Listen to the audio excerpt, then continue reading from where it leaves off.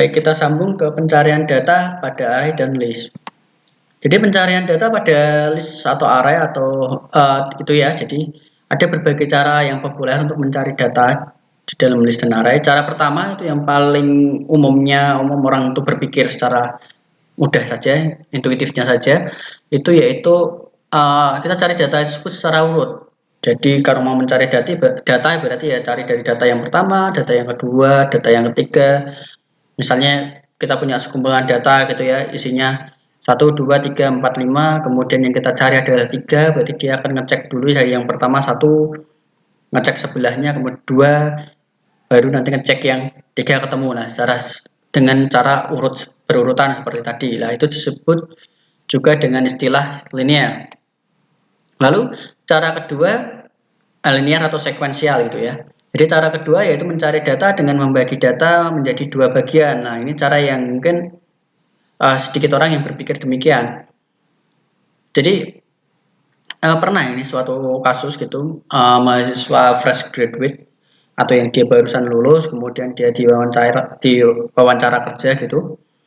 Dia diberi pertanyaan secara lisan ya, jadi waktu wawancara ya, pertanyaan secara lisan terkait dengan problem solving gitu. Misalnya diberikan suatu koin, ada banyaknya koin itu ada 7 gitu ya.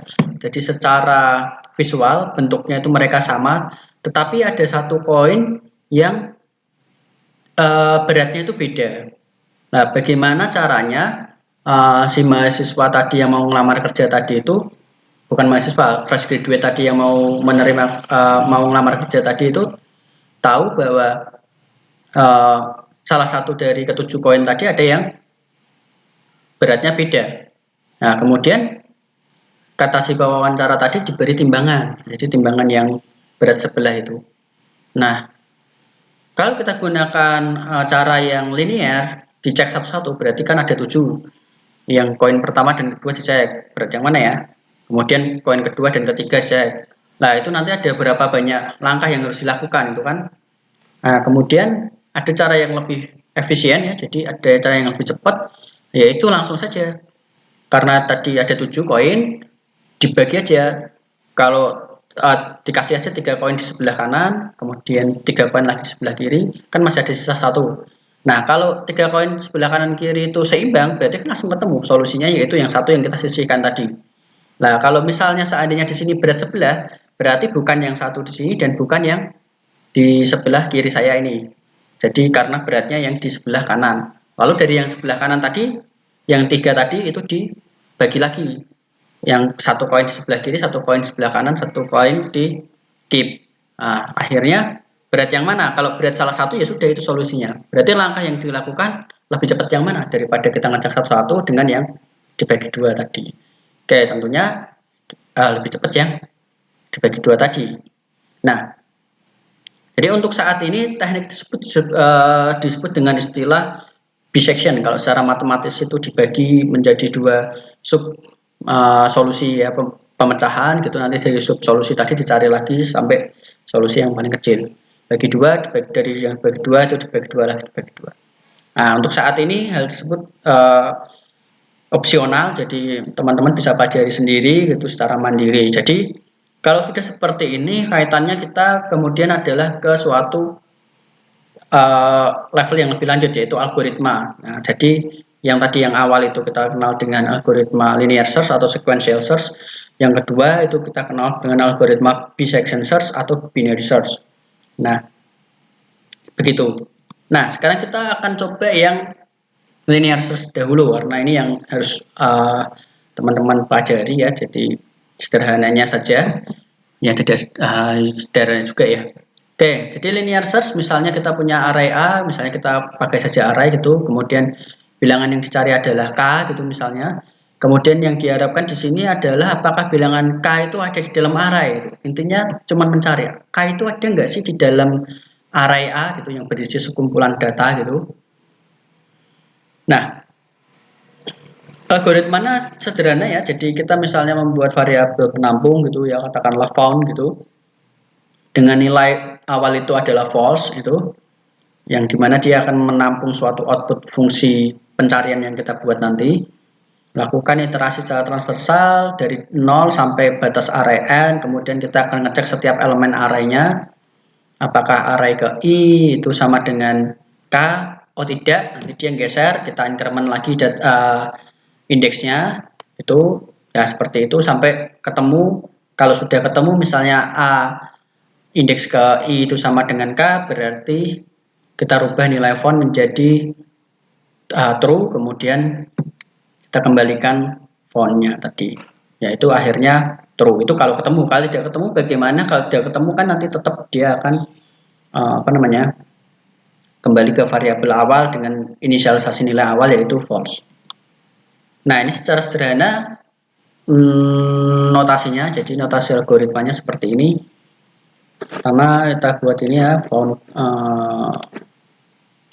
fontnya itu false, kemudian kita lakukan iterasi, katakanlah kita punya data misalnya 3, 4, 7, 5, 6 gitu misalnya, ini data kita di arraynya, ini data arraynya yang kita cari misalnya k-nya adalah 7. Nah, yang akan kita lakukan adalah kita cek satu persatu.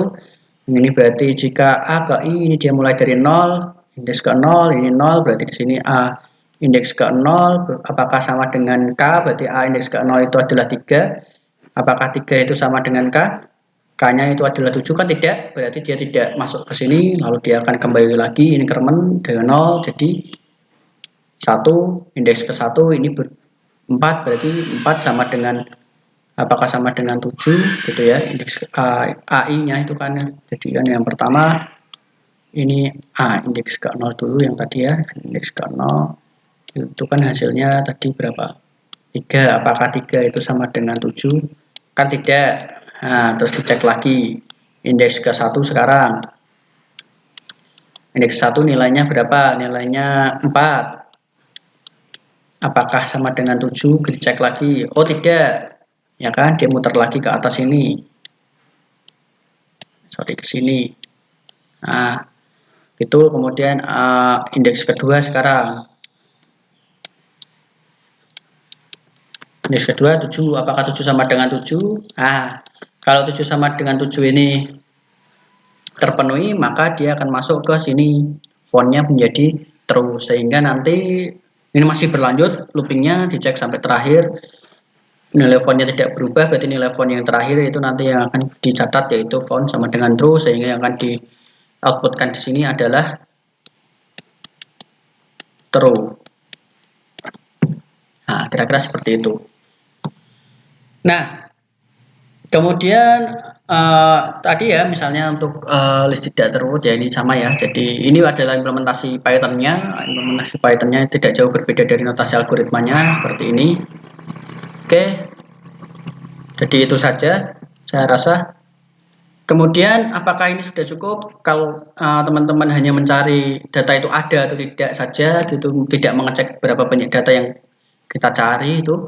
Kalau seperti ini datanya, misalnya ini datanya itu ada banyak sekali ya, sampai ribuan gitu bahkan. Nah, sedangkan kita sudah tahu bahwa di K7 ini ditemukan di indeks ke-2. Nah, itu sebaiknya algoritmanya diapakan? Nah, kalau kayak gini kan nanti algoritmanya diteruskan sampai A3, teruskan, meskipun ini sudah ketemu diteruskan sampai 1000. Nah, berarti 9, indeks ke 9, 9. Nah, ini kan akan butuh waktu yang lama sekali ya. Jadi bisa kita pangkas ya waktunya menjadi lebih cepat gitu. Yaitu adalah ketika sudah ketemu ya sudah kita berikan tambahan yaitu break. Nah, sehingga program ini akan langsung berhenti dan langsung mengembalikan saja font itu sama dengan true. Jadi kalau mau ditambahi di bawah sini juga dikasih break. Nah, gitu. Oke, jadi mungkin itu saja. Untuk berikutnya adalah di section source. Saya hanya akan terangkan mungkin sedikit saja bagaimana alurnya. Kalau teman-teman mau belajar lebih lanjut nanti bisa dipelajari sendiri atau didiskusikan teman-temannya atau dosennya masing-masing.